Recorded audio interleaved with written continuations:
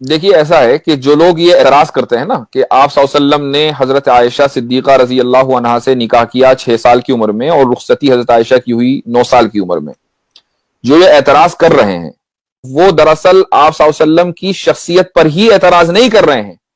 कान खोल कर सुन लें, वो राम जी के ऊपर भी एतराज कर रहे हैं और लक्ष्मण जी के ऊपर भी एतराज कर रहे हैं।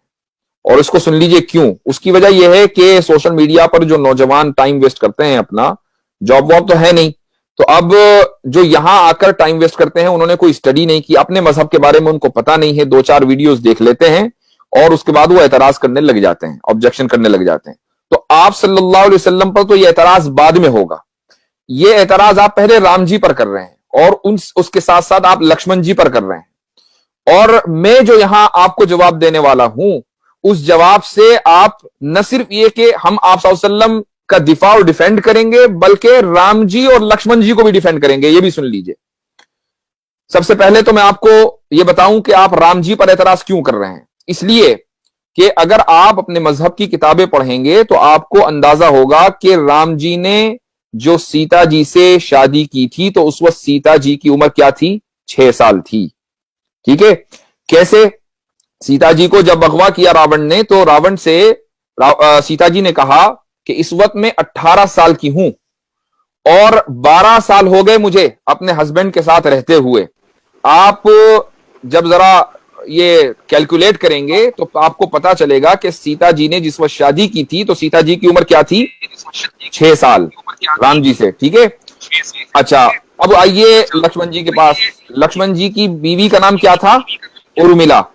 और उर्मिला कौन है? उर्मिला सीता जी की छोटी बहन है। आप किसी भी अपनी हिस्ट्री की किताब में पढ़ लीजिए कि उर्मिला और सीता जी में कई साल का फर्क था।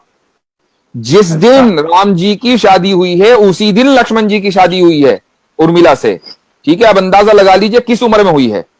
तो ये जो एतराज आप सल्लल्लाहु अलैहि वसल्लम के ऊपर होता है, ये पहले एतराज राम जी के ऊपर होता है, पहला एतराज लक्ष्मण जी के ऊपर होता है। अब मैं आपको बताता हूं कि हम कैसे डिफेंड करेंगे इन तीनों को। मैंने एतराज नहीं किया, ये एतराज मुसलमान की तरफ से नहीं है, हम डिफेंड करने के लिए आए हैं। इसलिए कि हमारे नजदीक जितने भी मजहब की मुकद्दस शख्सियात हैं वो सब मुकद्दस हैं।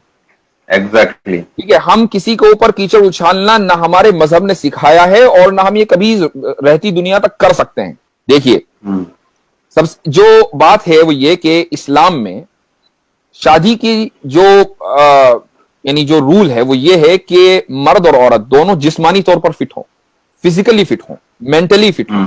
ठीक है। उसके लिए कोई एज मुतय्यन नहीं है। ये फिजिकल फिट होना किसी भी एज में हो सकता है। ये डिपेंड करता है कि वो लोग किस इलाके से ताल्लुक रखते हैं और किस जमाने में रहते हैं।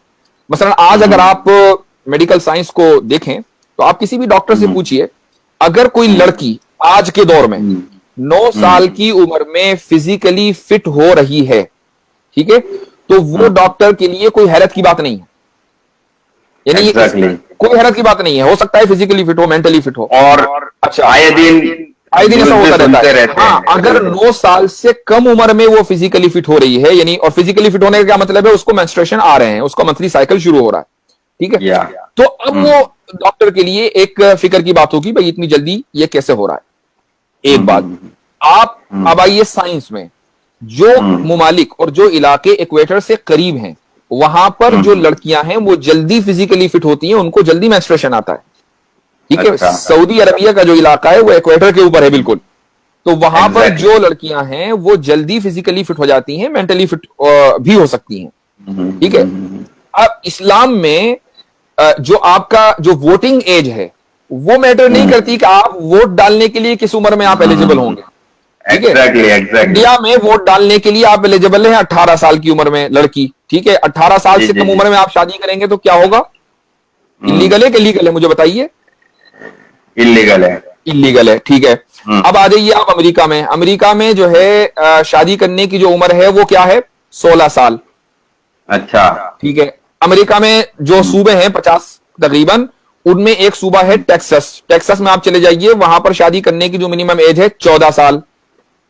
ओहो। रोमन एम्पायर में चले जाइए, इस्लाम से पहले, ठीक है, आप सल्लम से पहले, तो वहां पर शादी करने की मिनिमम एज थी, एवरेज एज, मिनिमम नहीं एवरेज एज थी 12 साल।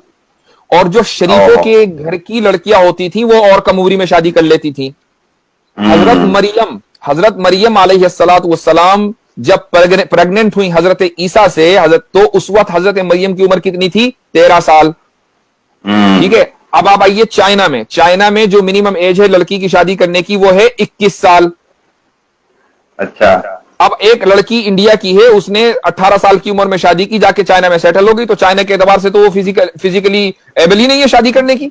तो इसका मतलब यह हुआ कि हर मुल्क का अपना अपना अलग कानून है। इस्लाम का कानून यह है कि लड़की फिजिकली और मेंटली एबल होनी चाहिए।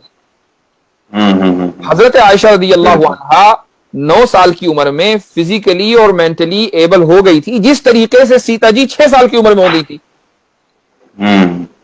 ठीक है, अब जब आप सल्लल्लाहु अलैहि वसल्लम की, अच्छा एक चीज और, कुछ लोग ये कहते हैं नबी करीम सल्लल्लाहु अलैहि वसल्लम की शान में गुस्ताखी करते हुए कि अलियाज बिल्लाह आप पेडोफाइल थे। पेडोफाइल एक टर्म है, इसका मतलब ये होता है कि वो लोग जो सेक्सुअली माइनर्स से अट्रैक्ट हों। ठीक है, मैं ये पूछता हूं कि अगर खुदा ना खास्ता अलियाज बिल्लाह 100 मरतबा अगर इस इल्जाम में जर्रा बराबर भी कहीं हकीकत होती, तो आप सल्लल्लाहु अलैहि वसल्लम 6 साल की उम्र में हजरत आयशा से निकाह करने के बाद 3 साल इंतजार क्यों करते भाई? 3 साल इंतजार किस लिए किया? इसलिए किया ना कि फिजिकली और मेंटली जो है वो मैच्योर हो जाए। एग्जैक्टली। के बाद रुखसती हुई। अच्छा, अब यहां सवाल ये होता है कि भाई चलो 9 ही साल क्यों, 2-4 साल और इंतजार कर लेते अगर 3 साल किया था। उसकी भी एक हिकमत है। उसकी वजह यह है कि नबी करीम सल्लल्लाहु अलैहि वसल्लम के घर में एक ऐसी फैमिली मेंबर का होना जरूरी था कि जो बाहर के असरात से महफूज रहे, ताकि आप सल्लल्लाहु अलैहि वसल्लम की जो पूरी फैमिली लाइफ है वो उसको जू का तू रिकॉर्ड कर ले। अब अगर एक औरत 18 की, 20 साल की, 22 साल की उम्र की किसी घर में आएगी तो वो बाहर के असरात से महफूज नहीं, उसका अपना एक कल्चर होगा, उसका अपना एक बैकग्राउंड होगा, उसका अपना एक सोचने का अंदाज होगा। ठीक है, तो वो मुकम्मल फैमिली लाइफ को रिकॉर्ड करने के लिए अपने आप को डेडिकेट नहीं कर सकेगी। यही वजह है कि इस्लाम में आधा इल्म तो हजरत आयशा रज़ियल्लाहु अन्हा से हमने लिया है। जी, और बहुत सारी हदीसें है जो माँ आयशा से वाबस्ता है कि भाई एक बार आखिरी सुन लीजिए, आप आखिरी बात सुन लीजिए। जब किसी लड़की का रेप होता है ना बचपन में, 6 साल, 8 साल, 9 साल की उम्र में, तो मुझे बताइए कि उस लड़की का जो फिजिकल और मेंटल ग्रोथ है ना वो तकरीबन रुक जाता है। वो लड़की जो है बिल्कुल डिसफंक्शनल हो जाती है, अब वो किसी काम की नहीं रहती। जो अब उसको बल्कि साइकोलॉजिकल थेरेपी की जरूरत पड़ती है अगर उसके साथ ऐसा हो जाए और वो अपनी जिंदगी बचा ले। यहां हजरत आयशा रज़ियल्लाहु अन्हा के साथ उल्टा हो रहा है। हजरत आयशा रज़ियल्लाहु अन्हा के साथ शादी होती है, 9 साल की उम्र में रुखसती होती है। तो अगर खुदा ना खास्ता ये रेप होता तो हजरत आयशा तो डिसफंक्शनल हो जाती। वो डिसफंक्शनल क्या, वो तो पूरी उम्मत का जो आधा इल्म है वो सिक्योर कर रही है, महफूज कर रही है और पूरे सहाबा को पढ़ा रही है।